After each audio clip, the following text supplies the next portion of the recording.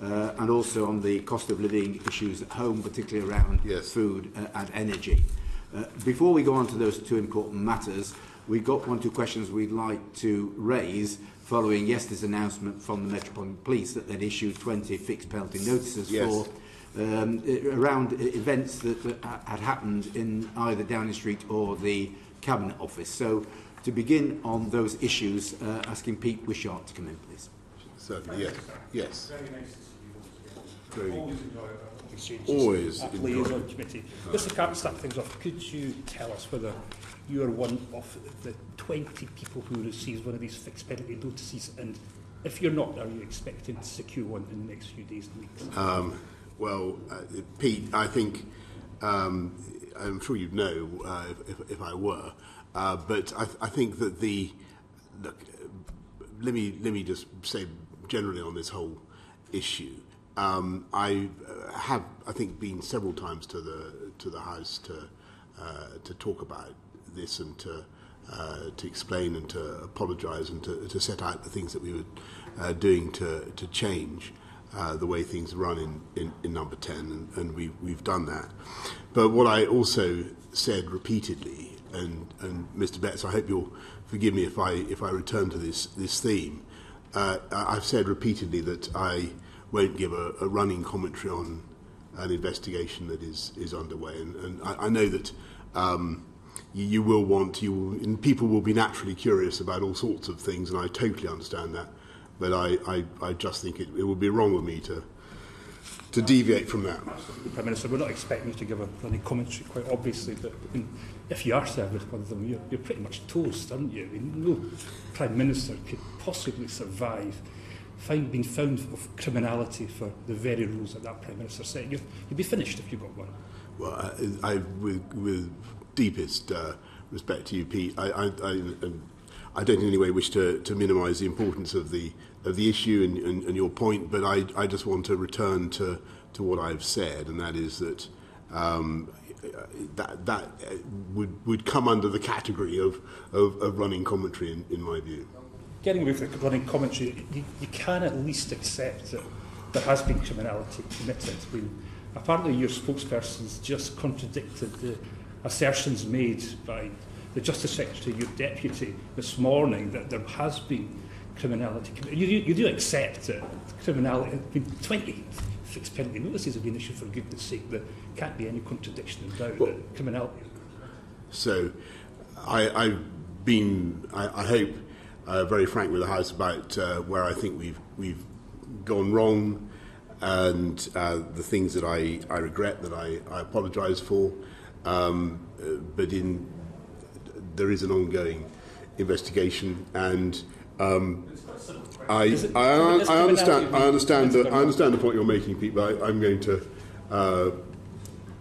camp pretty firmly on my position. I'm not saying anything which is this at all, or answer any questions. No, I understand that, and look, I understand why you have to ask it, and it's quite right that you do. But I've been very clear. I won't give running commentary on an ongoing investigation. Can we maybe go over some of the things that you have said to us, which we do understand, which is a matter of record, and you can maybe help clarify some of them, because some of it I find very difficult to understand. Because first you said there was no rule breaking. That was right, yeah? Then you claimed you weren't aware of any of these parties. Then you said it was a work meeting. Then you said you were outraged by them. Then you said you were aware of these events, but they weren't against the rules. And finally, you admitted you were at these events, but you were so ignorant of the rules, you didn't realise you were breaking them. You do understand why the public has such difficulty with all this? Yeah, of course, Pete. But I don't want to. And I understand why you're asking the questions, but I just want to repeat that there will come a point when I will be able to talk about the investigation and the conclusions of the investigation, and that is when the investigation has concluded. And I've no doubt at all that I will be back before this committee, back before the House of Commons, to talk about it. But at the moment, it's still going on. And if it has been found that you did break the ministerial code, which, looking at all the things you've said and all the things that have transpired, it's almost pretty crystal clear that you did, that will mean a resignation issue for you. with great respect, Pete, I think you're just going to have to hold your horses and wait until the conclusion of the investigation, when there will be a lot more clarity, and I will be back before this committee, and I've no doubt back before the body of the House of Commons, and I'll be only too happy to elucidate you further. You realise how frustrated and disappointed the public will be with these responses from you today? They expect some sort of answers. I mean, just talk about your leadership in number 10. I mean, I was in rock and roll for 15 years. I mean, I could never even start to compete and keep up with activities number 10 under lockdown and the partying culture that you created. Who's responsible for all of this? You see, that is, I hear you, Pete, but if I may say so, that that is a very good illustration.